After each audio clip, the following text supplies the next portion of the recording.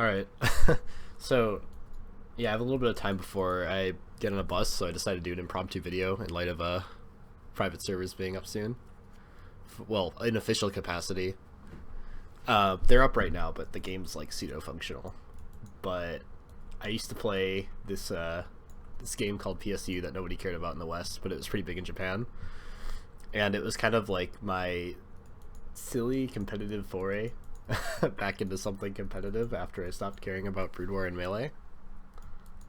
So this is a time attack from an event called Max Attack G. And I'll be going over the little technical details because I'm bored and I kind of feel like it'd be fun to do it because it's like one of those things where it's obviously not the most difficult thing in the world, but it's a lot harder than it looks. There's a lot of like technical aspects that go into it, and I like the little minute details like that. So obviously there's a team of 4. We actually got this particular recording 30 minutes before maintenance, which you can kind of see up here, but the quality's so bad because the video is like 6 years old, so, and I had a shit computer. In the beginning I'm just like cycling through PAs or cycling through weapons because this is a controller game, and the server ticks worked in such a way that you wanted to do this before you got to the gate, because otherwise like your abilities wouldn't load and you'd be stuck without like being able to do anything when you pull out the weapon when you need it. So you want to get that out of the way in the beginning, and then what you saw back at the beginning was this guy's alt with a very classy name. He comes in and he applies a bunch of buffs to us at max level, like just high quality buffs. He leaves the party, and then he comes back in on his Pro Trancer, which is like a supporty type class that applies a lot of CC with traps. In this, there's like 4 races in this game, but we all chose cast because they have something called Parati Cataract, which is fucking busted, and it freezes everything and does like 1 billion damage, and it's kind of like a limit break from Final Fantasy. That's the closest thing I can relate it to.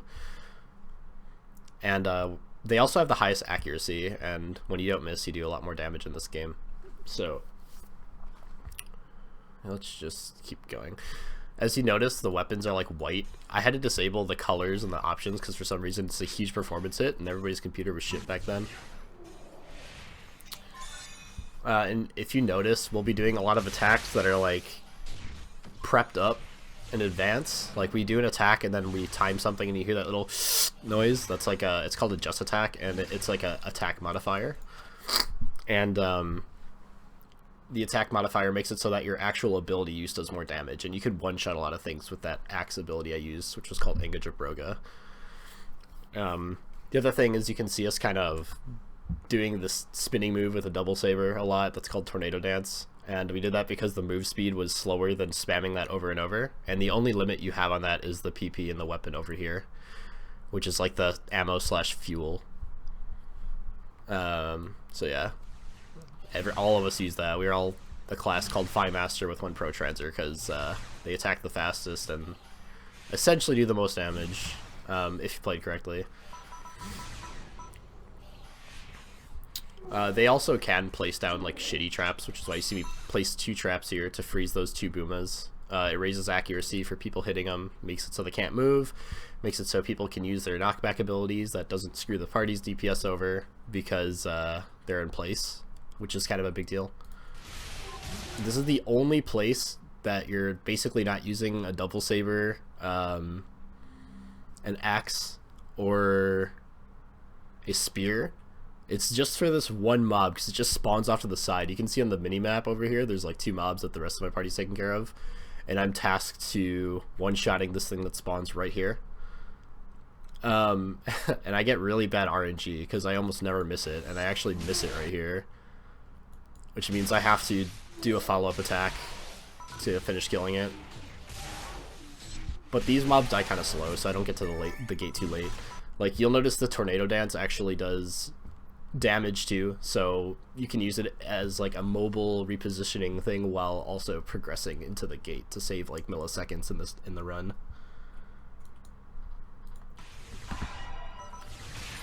In NPSU also, everything's like super elemental based, so you see like yellow, purple, stuff like that. Those are like the elemental counters, the mobs, and it's very important. Almost all the stuff is 42% plus to 50%, which essentially gives you 50% extra damage because the modifiers are like so effective. It's like it's based off your total attack power rather than like the mobile games where it's based off of like bonus attack power. You'll also see me use two different kind of spears. There's the Magunruck, which is like a stronger one, but then there's also this big ass spear I use called the Gekitsunada, and it's a weaker spear, but it's one of the only examples in the game where the weapon is longer, so you can hit more targets, which is why specifically with this Roboto tech I'm using, it's better because you spin around and do damage to all things instead of like one particular area, which you'll see later in Majara, which is like a very stabby, pokey one that you don't really need the range for. And so a lot of our strategy here is placing freeze traps properly, so things are always frozen, and then splitting ourselves up in such a way that like, you know, we're covering all the grounds and like hitting the most mobs possible throughout our whole party.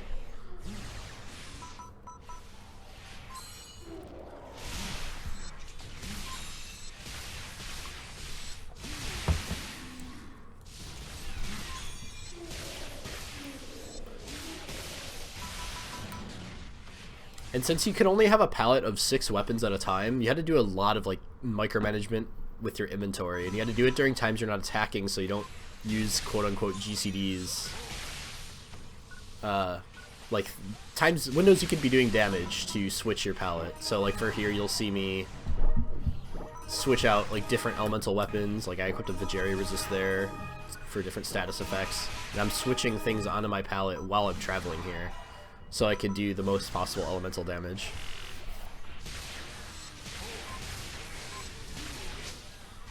These are stun traps. They're not as good as freeze traps, but you can only have so many traps. You'll see that we carry extra traps so that we can drop them so that our Pro Transer can use more. And of course we have plenty of PP, so we skip the charger thing there so we can get a couple more seconds saved. Here's where I'm going to use Parati Cataract, which you'll see how broken it is. Everything's frozen and dead. And a lot of times we'll use it in such a way that the next spawn will take a tick of damage and also freeze. And this part's kind of fun, because picking up a key triggers the next thing to spawn. So what we did is I panned my camera so I could see in relation to when I should start charging up my Just Attack to get the most possible damage with my Jabroga ability and kill them all with my axe. So you can see, I see he kills it there. I hear the key sound effect, so I know it's going to be picked up by our Pro Transer. These things are in invincible frames right now. But as soon as my attack lands, they'll be out of their invincibility frame, and it'll basically one-shot the group.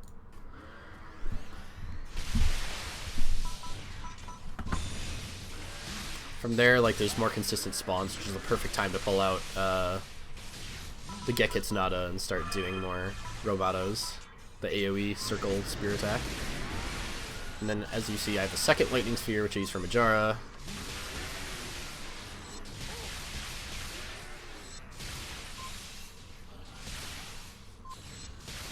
We could have optimized this a little bit better. Our target selection wasn't great.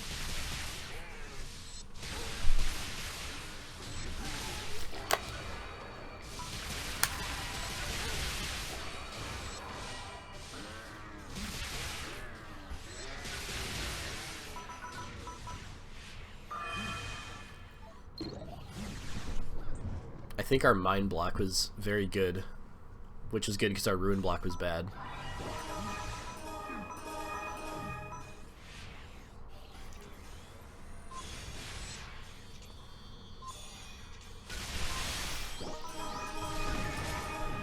And the reason why I use Trimates, which are healing items, from the menu, is because it's actually faster than me doing it from the palette by pressing circle and scrolling through that weapon selection thing you saw. It's actually a preference for me. And you can technically get there faster as long as you know how to get through the menus very quickly. That's another one of the reason like why support type characters aren't great in this game. Like I almost always play healers, but in this game, like if you have enough money, you can take care of all of that by just like buying enough healing items that it's like irrelevant. So that you're kind of just self-sustain in favor of more DPS for these time attacks.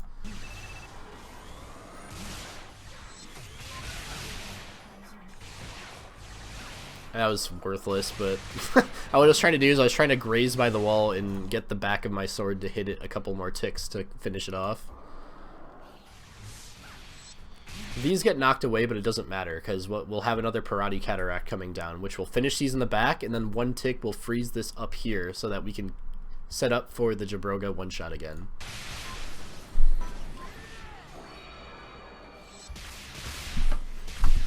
As you can see on the mini-map, like all of them died back there, and our Tornado Dance did just enough damage so that the ticks from the first 3 Parati waves killed these back here.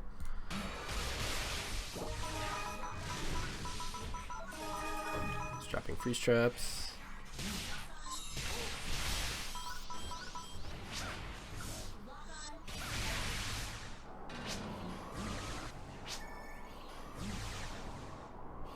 Also, there's no music because for some reason music also hindered performance. I should have added something over it, but...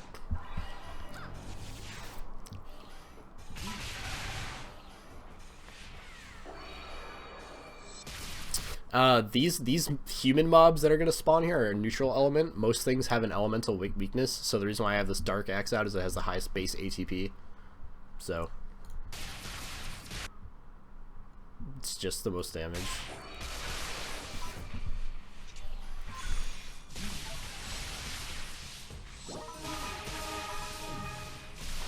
Swapping.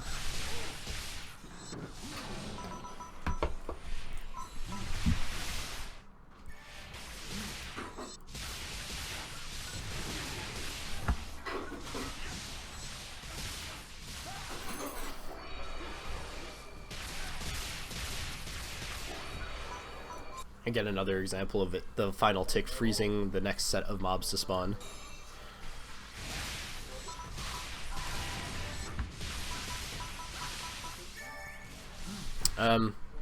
Here you actually see buffs fall off. There's an item called Mega Steroid, which isn't quite as good as the buffs we got in the beginning from the guy that swapped characters, but it does impact damage a little bit, so it's good to reapply it since it doesn't like interrupt your combos or anything. So you can see me get the buffs popping up here. There they are.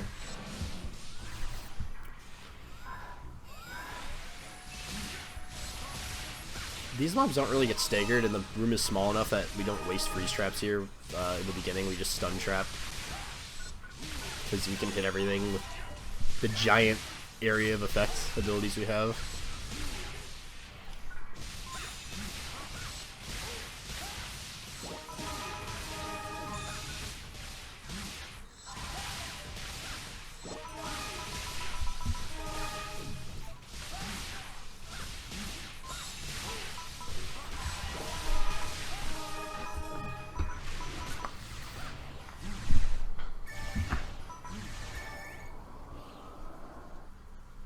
We had such a bad ruins block, I'll try to explain it.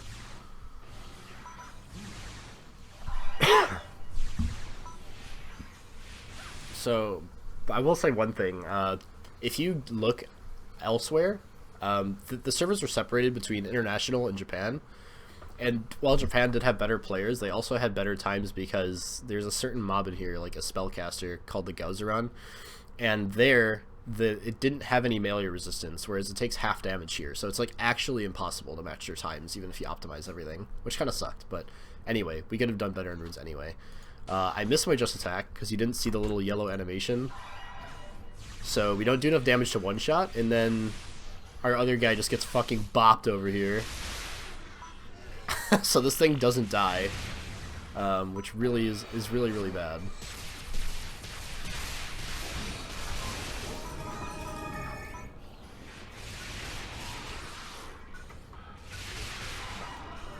And again, that's another thing that's a thing that doesn't get affected by knockbacks. Like, so if you have these big mobs that don't get affected by knockbacks, it's kind of okay to tornado dance them if they'll die fast enough on the way to the next room.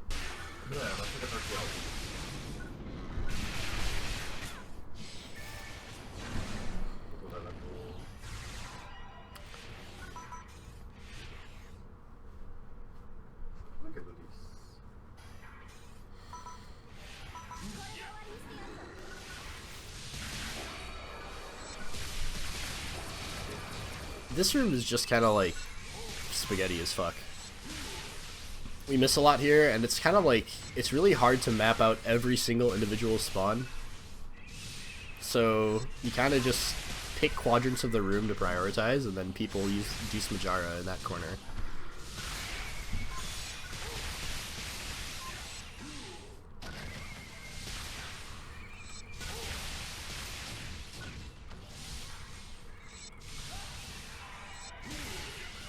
Oh, another thing I want to mention is that the reason why people are so keen on reducing stream and game settings for this game is because the way FPS worked is it didn't like stutter when it dropped. The game would actually just slow down like client side. So you'd actually, like, if you had any slowdown, you'd just go slower and do less damage. It was really fucking weird. I haven't seen another game that did this online. Which is, I think it's also why we decided against using a VoIP program. We did a VoIP program for our practice runs to map things out, but after that we just kind of turned off all external programs, played on low settings, all that shit.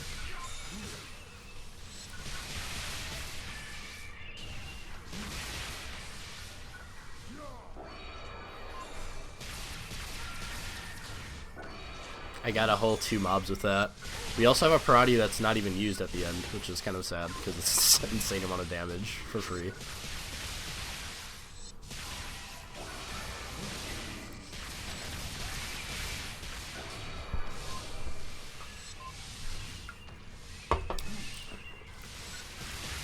I also forgot to reapply Mega Stride here for my buffs.